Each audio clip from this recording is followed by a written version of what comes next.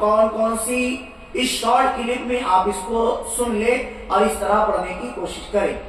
جو شب قدر میں 4 رکعت پڑھے اور ہر رکعت میں سورہ فاتحہ، سورہ قدر 1 مرتبہ اور سورہ اخلاص یعنی قل هو اللہ احد مکمل 27 مرتبہ پڑھے، تو اس نماز کا پڑھنے والا گناہوں سے ایسا صاف ہو جاتا ہے گویا آج ہی پیدا ہوا، اور اللہ تبارک و تعالیٰ اسے جنت میں 1000 محلات عطا فرمائے گا۔ ایک روایت اور ہے کہ جو کوئی 27 رمضان کو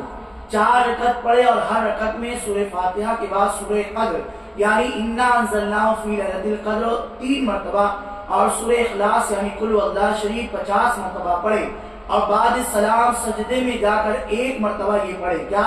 سبحان اللہ والحمدللہ ولا الہ الا اللہ واللہ اکبر۔ پھر جو دعا مانگے گا اللہ تبارک و تعالیٰ قبول فرمائے گا، اور اللہ کی طرف سے بے انداز نعمتیں ملیں گی اور اس کے کل گناہ بخش دیے جائیں گے۔